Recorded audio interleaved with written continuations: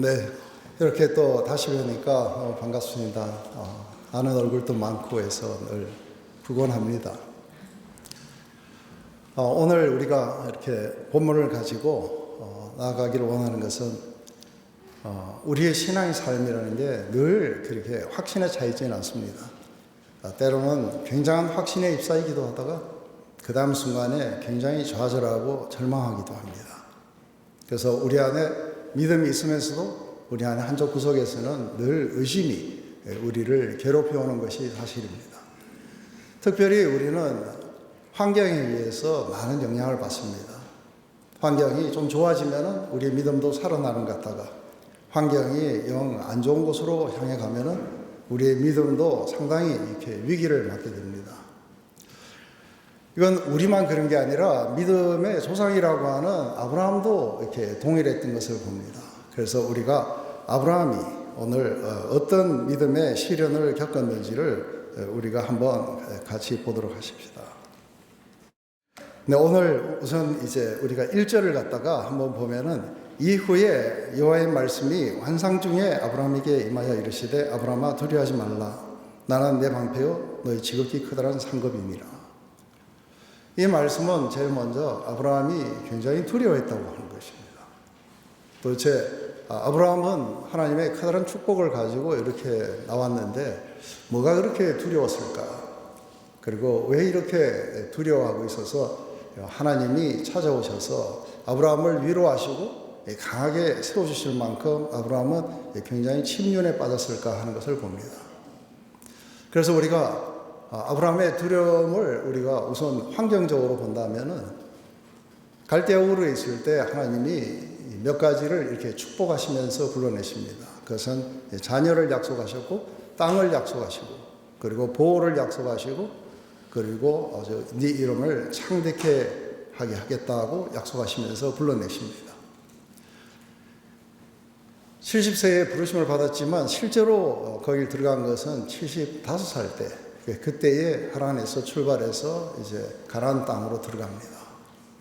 하나님이 가라고 지시하셨고 또 많은 축복을 약속해서 이렇게 들어간 땅이니 그 땅이 얼마나 좋았을까 하고 굉장히 커다란 기대를 가지고 들어갔을 거라고 생각합니다. 그런데 막상 들어가 보니까 그 땅에는 사람들이 이미 다 살고 있습니다.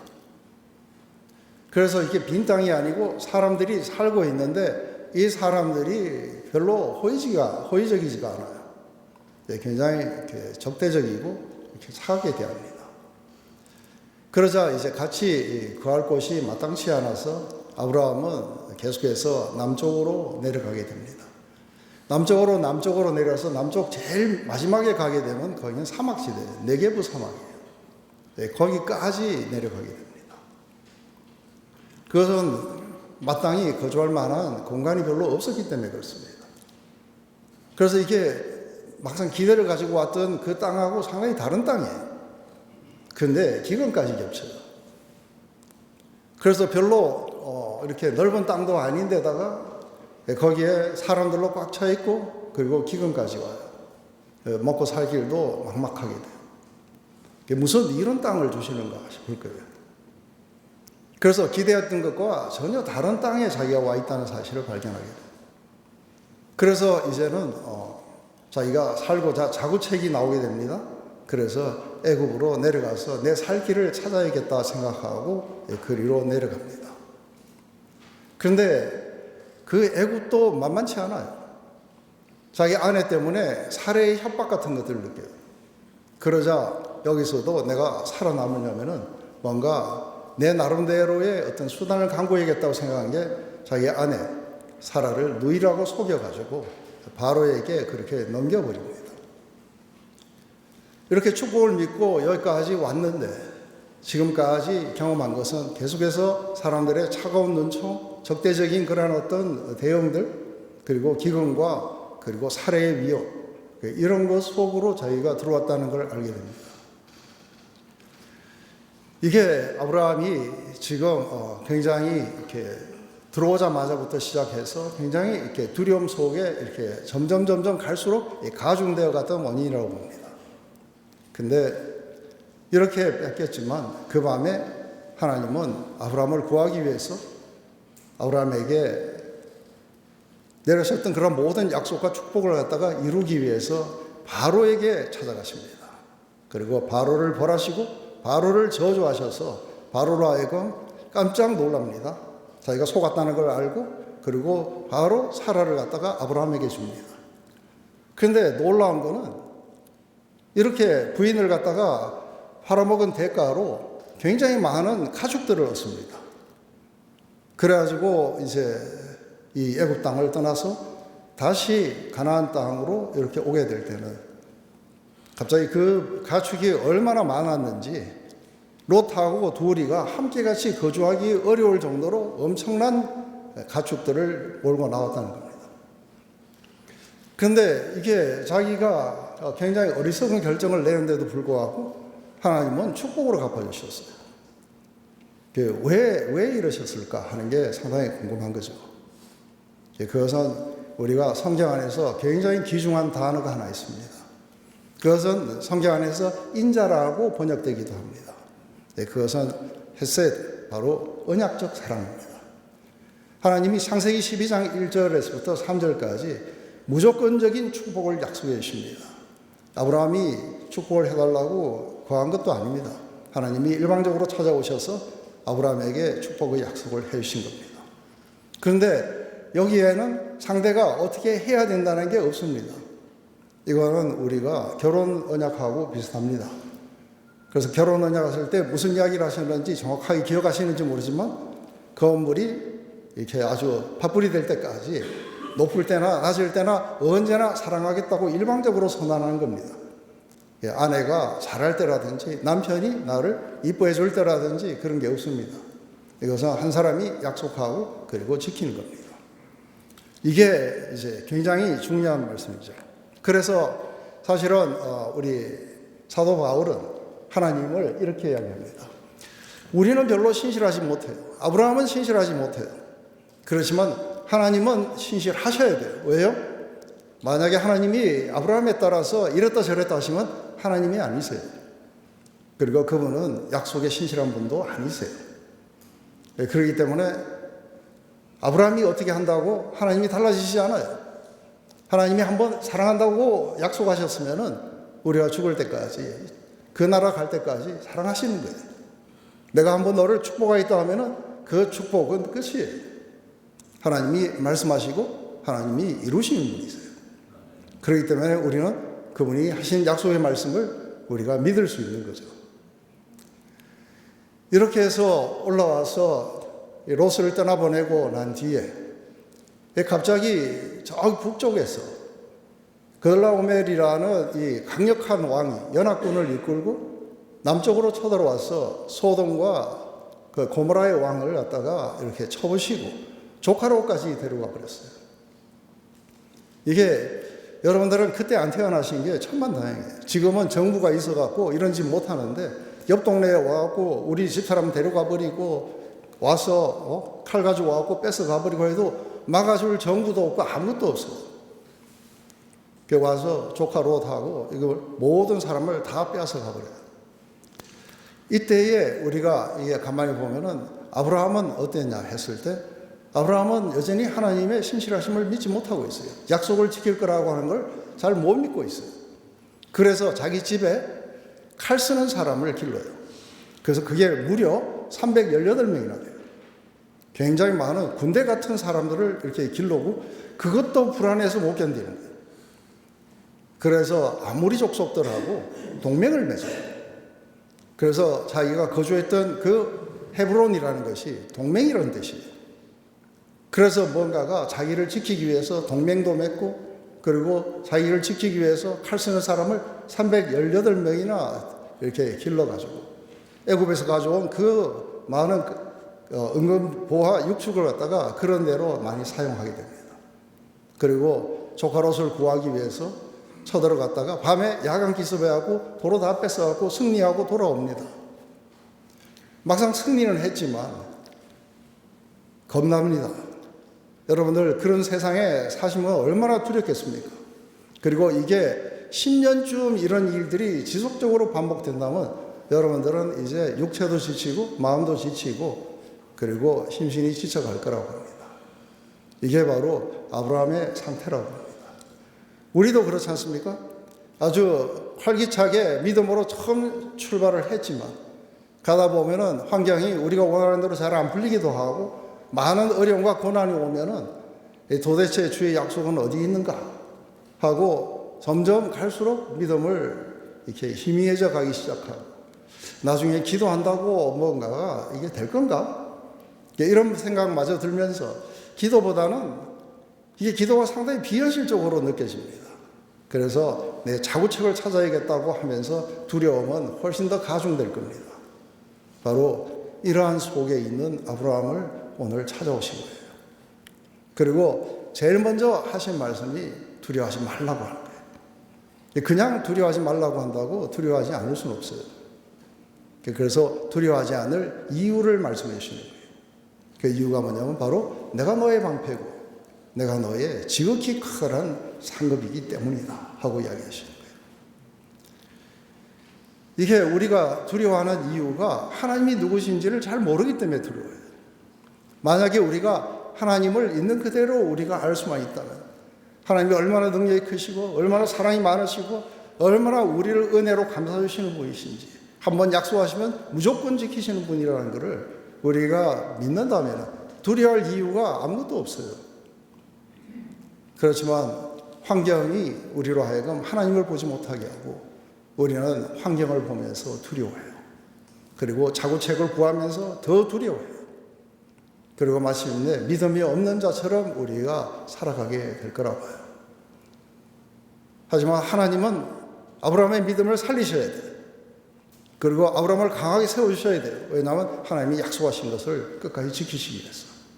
아브라함에게 약속하셨던 걸 다 이룰 때까지 아브라함이 결코 좌절하거나 아니면 위험에 처해서 죽거나 이런 일을 허용하지 않으실 거예요. 우리도 우리 주님과 맺은 언약이 있어요. 영 불변하는 언약이에요. 그 나라 가기까지 늘 우리를 지켜갖고 보호해 주시는 언약이에요. 바로 무조건적인 은혜의 언약인 피의 언약이 우리와 함께 같이 있는 거예요. 근데 이것을 믿지 못하면은 우리는 뭔가가 우리 삶을 우리가 챙겨야 된다 이런 어떤 의식 속에서 불안해하고 내가 구원을 받았는지 안 받았는지 날마다 그런 걸 가지고 고민을 하고 이렇게 하게 될 거라고요. 이제 그럴 때에 우리가 하나님의 약속, 하나님이 누구신지를 바라보는 것이 이게 우리의 두려움을 없애는 최적의 길이라고 이렇게 보는 것이죠. 아브라함은 보다 더 근원적인 두려움이 있었던 것을 봅니다. 그 근원적인 두려움은 환경에서 오는 게 아니라 자기 안에서 믿음을 상실한 것입니다. 왜냐하면 하나님이 땅을 주시겠다고 하고 자녀를 주시겠다고 약속을 하셨어요. 그런데 지금 10년이 지났는데 땅 한 평도 없어요. 그리고 여기서 이야기하는 듯이 씨를 주시지도 않으셨어요. 그래도 적어도 한 명은 주셔야 뭔가 이 한 명이 또 계속해서 번성해가지고 큰 민족을 이룰 텐데 아직 한 명도 없는 상태예요. 그런데다가 환경은 전혀 그런 어떤 축복의 상태와 역행해서 가는 것처럼 그렇게 느껴지는 상태로 지금 가고 있는 거예요. 그렇기 때문에 아브라함에게 왔던 가장 큰 두려움은 어디서 오느냐면 하나님이 누구신지를 몰랐고 하나님을 불신하고 있는 거예요. 그래서 내린 결론이 막 됐습니다. 자식 안 줘도 좋습니다. 내가 하란에서 데리고 왔는 내 하인 엘레섹이 내 구사가 될 겁니다. 하고 이야기할 때 사실은 아브라함이 하나님께 되게 화가 났어요. 그죠? 섭섭함을 토합니다. 10년이 됐는데 지금 뭐 하시는 겁니까? 그래서 도대체 주신다는 것은 언제 주실 것입니까? 이런 늘 환경적인 위험과 이런 속에 두시면서 주신다는 아들은 안 주시고 땅도 안 주시고 땅이 있어야 내가 그래도 뭐 내 영토로 하고 뭔가 할 텐데 이거 맨날 떠돌이 생활을 하게 되고 이러면서 무슨 말을 갖다가 축복하신다고 하시는 겁니까? 하면서 이 자식의 문제에 대해서 이제 됐습니다. 그러니까 안 주셔도 좋습니다. 내 나름대로 내가 다 후사를 내가 만들겠습니다. 하고 이야기하고 있는 거죠. 바로 이런 아브라함에게 아니, 그게 아니다 하고 이야기하시는 거예요. 4절은 이것입니다. 여호와의 말씀이 그에게 임하여 이르시되 그 사람이 내 상속자가 아니라 내 몸에서 날 자가 내 상속자가 될 것이다 하고 이야기를 했어요. 그래서 그 사람이 엘리에셀이 너 상속자가 아니고 네 몸에서 날 자가 너의 상속자가 될 것이다. 10년 동안 안 주셨지만 하나님은 계속해서 이렇게 하나님이 처음 약속하셨던 것을 계속 반복해갖고 말씀해 주십니다. 만약에 이 말씀만 믿으면 두려움이 한꺼번에 다 사라져요. 왜요? 자식이 나올 때까지 안전해요.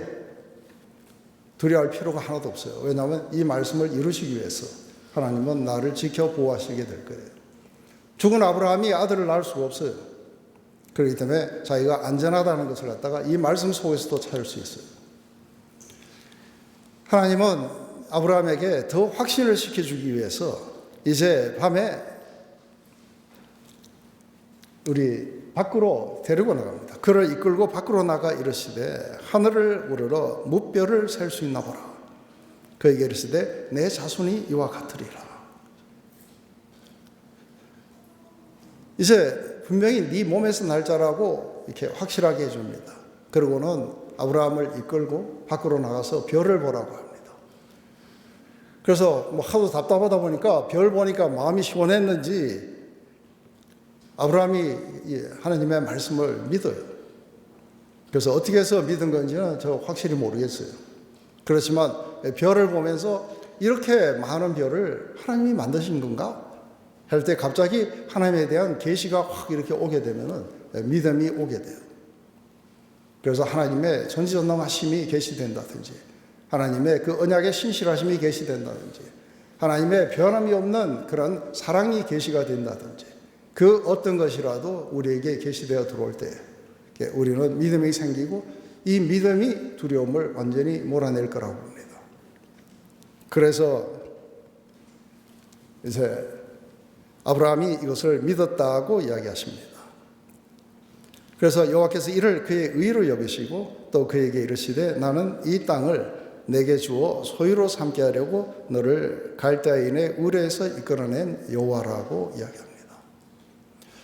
결국은 아브라함을 부르셨던 그 마지막 목적이 어디냐 하면은 이 땅을 너에게 주기 위해서 내가 갈대아 우르에서 너를 데리고 나왔다고 말씀하십니다. 사실은 우리가 갈대아 우르라는 곳은 오늘날로 치면은 뉴욕 같은 곳이에요. 수메르 문화가 아주 굉장한 번상을 이루었던 유브라데스 강역에 굉장히 커다란 제국이었어요. 거기에서 좋은 땅으로 내가 너를 인도하마 해서 하란을 거쳐서 왔는 게 이게 시골 같은 데다가 무정부예요. 거기에다가 아주 기근도 있고 굉장히 위험이 도사리고 있는 이러한 곳으로 자기가 왔다는 것을 봅니다. 근데 하나님은 좀 빨리 주시지 뭐 이렇게 주신다 그러고 계속해서 미루세요. 10년이는데 지금부터 15년이 더 지나야 주세요. 지금까지 10년을 기다렸는데 15년을 앞으로 더 기다려야 돼요. 하나님 도대체 왜 이러시는 걸까? 뭘 하시는 걸까? 했을 때 만약에 조금이라도 일찍 주시면은 아브라함은 자기가 어쩌다 보니까 자연 임신한 걸로 착각해요. 우리도 많은 경우에 그렇게 해요. 하나님께 기도했는데 하고서는 자기가 어떻게 하다 보니까 하나님이 하셨는지 자기가 했는지 약간 좀 불분명할 때가 많아요. 그래서 은근히 자기가 했다고 좀 말하고 싶어요. 그런데 이게 100세가 될 때까지 기다렸어. 사라가 이제 90세예요. 그죠?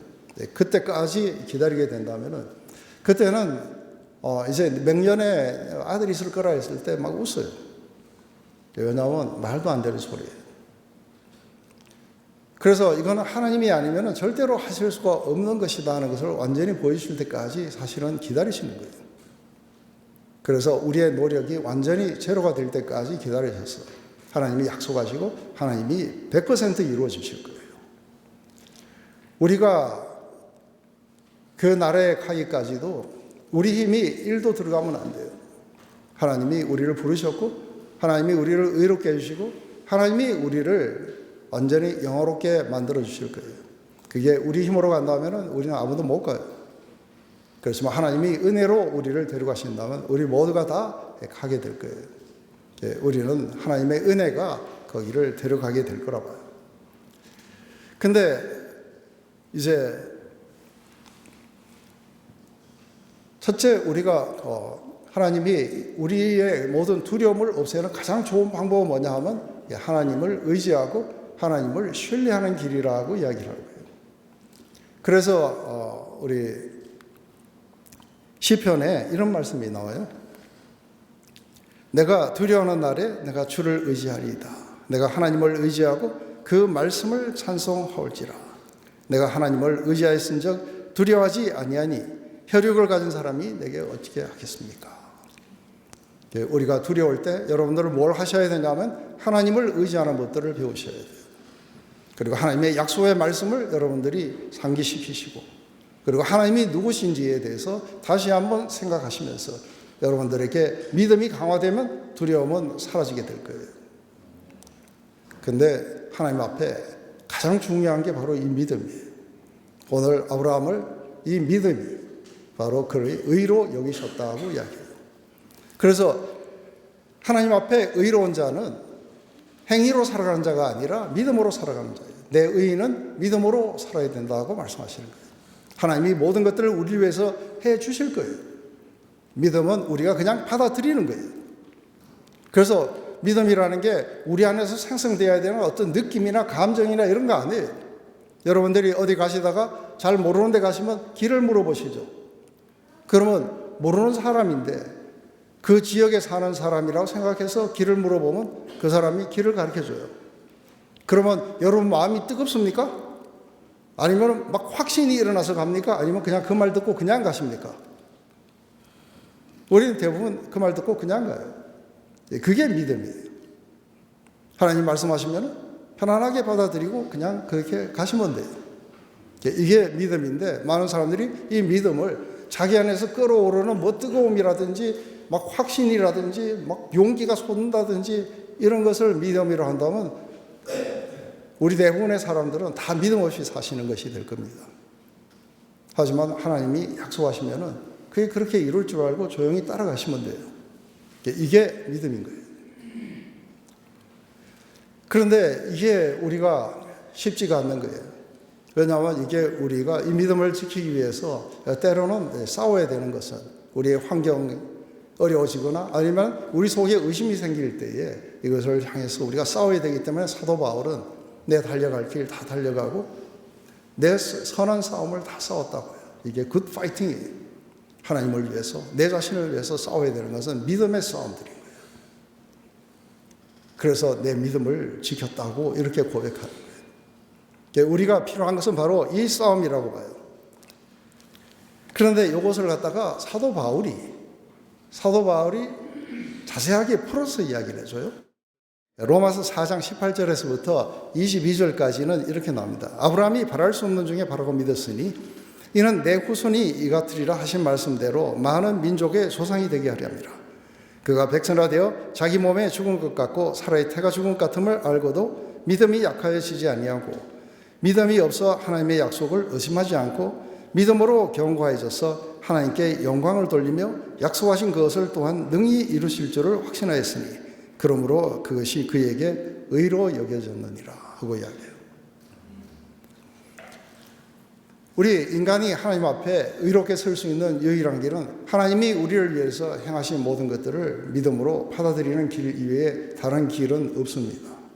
그렇기 때문에 여러분들은 모두가 다 어떻게 의로워질 수 있는가 하면은 바로 은혜로 값없이 의로워집니다. 바로 그렇게 하기 위해서 그리스도 예수 안에 있는 구속을 우리가 믿는 것입니다. 하나님이 예수님을 보내셔서 우리의 죄를 정하시고 우리의 의를 위해서 부활하시면서 우리가 그것을 믿음으로 받아들이면서 그것이 우리를 위한 것인 것을 우리가 믿음으로 받아들이면서 우리는 하나님 앞에 의롭다고 선언을 받습니다. 오늘 아브라함에게 요구하는 게 아무것도 없습니다. 아브라함아, 네가 어떻게 이렇게 행동했냐? 네가 어떻게 저렇게 행동하냐? 네가 똑바로 행동해야지 이런 말 한마디도 없습니다. 그리고 아브라함이 죽을 때까지 한마디도 안 하실 거예요. 그런데 아브라함에게 요구하는 건 뭐냐면 바로 이 믿음입니다. 그래서 아브라함을 믿음의 조상으로 세우시기 위해서, 그래서 우리 모두 다 아브라함의 길을 따라가게 하기 위해서 그렇게 하실 것입니다. 하나님이 오늘 우리에게도 동일하게 요구하십니다. 우리가 얼마나 멋있는 사람이 되어야 되고 얼마나 노력하는 사람이 되어야 되고 그런 게 아니라 하나님이 우리를 위해서 행하신 것을 여러분이 믿으시느냐는 것입니다. 그래서 이걸 아브라함이 이렇게 의롭게 여기신 것은 아브라함만이 위한 걸 아니라고 이야기를 합니다. 그래서 오늘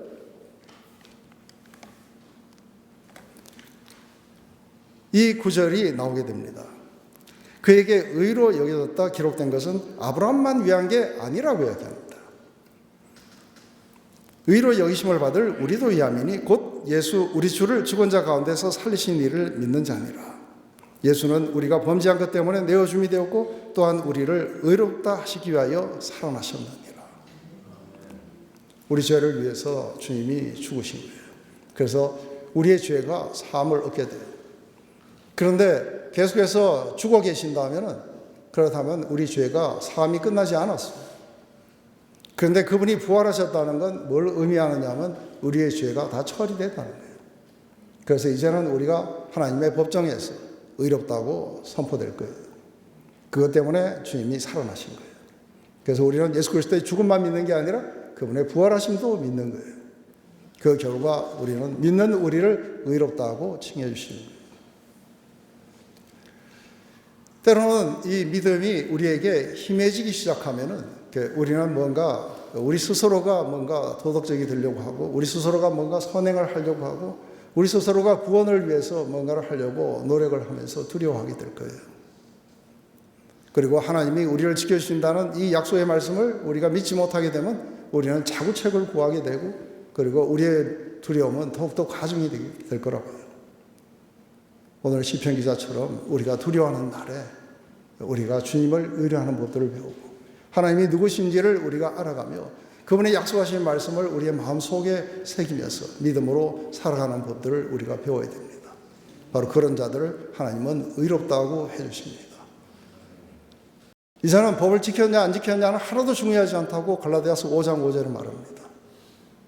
가장 중요한 것은 바로 사랑으로 역사하는 이 믿음뿐이니라. 바로 이 믿음이 우리에게 사랑을 부르듯하고 이 믿음이 우리를 영광으로 데려가게 될 겁니다. 그래서 많은 사람들이 그렇게 이야기합니다. 믿기만 하면 되느냐? 예, 믿기만 하면 됩니다. 왜냐하면 정말로 믿는다면 그 삶이 흘러나오게 됩니다.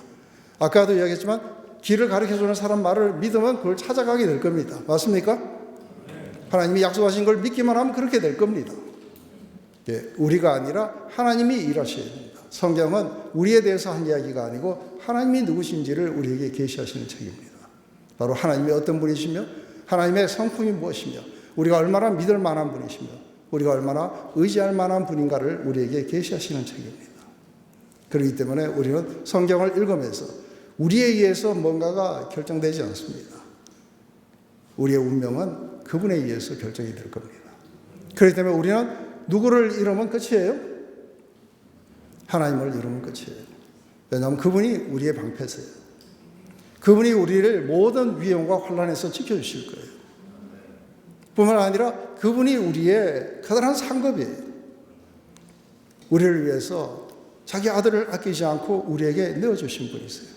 그런데 그 아들을 받게 되면 그 아들과 함께 모든 것을 우리에게 그냥 주시지 않겠느냐고 로마서 8장은 이야기해요.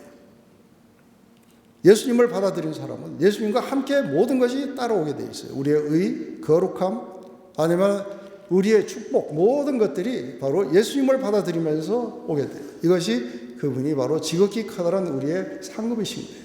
예수님을 잃으면 다 잃는 거예요. 하나님을 잃으면 다 잃는 거예요. 혼자 살아야 돼요. 자기 스스로가 자기를 지키고 자기 스스로가 의롭게 만들려고 노력하면서 살아야 될 거예요. 그래서 두려움은 가중되고 그리고 불안은 올라가고 그리고 나중에 가면은 지쳐서 더 이상 견딜 수가 없는 지경까지 여러분들이 가게 될 거라고 봐요. 오늘 그분이 우리의 방패가 되신다면 우리 로마서의 말씀에 우리가 또 다른 그 이야기가 나오는 걸 봅니다. 예수님이 우리를 갖다가 우리가 예수님께 우리 자신을 맡겨드리면은 아무도 예수님 손에서 뺏어갈 자가 없어요. 왜냐하면 예수님보다 더 큰, 하나님보다 더 큰 존재는 없어요. 그렇기 때문에 우리 자신을 하나님께 맡겨드리면 하나님이 우리를 보호하시면 그 다음엔 끝이에요. 우리의 안전은 해결이 된 거예요. 뿐만 아니라 우리 로마서 8장에 가면은 이런 이야기가 나와요. 하나님이 우리를 위하시면은 누가 우리를 대적하겠느냐고 이야기해요. 하나님이 우리를 위해서 일하시는데 누가 대적하겠느냐. 하나님이 우리를 택하셨는데 누가 우리를 송사하시겠느냐. 예수님이 우리 죄를 위해서 죽으셨는데 누가 우리를 정죄할 수 있겠느냐. 누가 하나님의 사랑에서 우리를 끊을 수 있느냐. 끊을 수 있는 존재가 하나도 없어요. 왜냐하면 하나님보다 더 큰 존재는 없어요.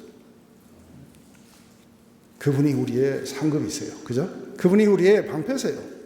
그렇기 때문에 우리 자신을 전적으로 그분에게 던져드려야 돼요. 그분을 신뢰하고 그분 앞에 우리의 삶을 맡겨드려야 돼요. 바로 그분이 우리의 방패시고 그분이 우리의 상급이시기 때문에 그렇습니다. 여러분들이 두려워하는 날에 오늘 아브라함에게 했던 이 음성을 들으시기 바랍니다. 아브라함아, 나는 너의 방패고 너의 지극히 커다란 상급이니라. 듣는 자들은 살아나고 두려움에서부터 해방이 될 겁니다. 제가 기도하고 마치겠습니다. 하나님, 오늘 이렇게 아브라함에게 나타나셔서 심신이 지치고 약했던 아브라함, 그리고 의심하고 두려워했던 아브라함에게 나타나셔서 아브라함에게 다시 한번 힘을 주시고 다시 한번 확신 가운데 살아갈 수 있도록 은혜를 베풀어 주신 것을 봅니다. 아브라함은 아직도 하나님을 알아가는 중에 있었던 것을 압니다. 우리 모두도 다 그렇습니다. 그렇기 때문에 때로는 의심이 일어나기도 하고 때로는 우리가 낙담하기도 하는 것을 압니다. 하지만 그때마다 주님이 오셔서 우리 곁에 서셔서 우리의 믿음을 돋궈주시고 그리고 우리에게 두려워하지 말라고 말씀하시며 우리를 또다시 힘차게 세워주시는 이 은혜가 우리를 딸 줄 압니다. 바로 우리 주님과 맺은 그 언약 가운데 영원한 사랑이 아침마다 새롭고 늘 새롭게 신실하게 우리에게 다가올 것을 믿습니다. 하나님, 바로 그 사랑에 우리 자신들을 맡겨드리기를 원합니다.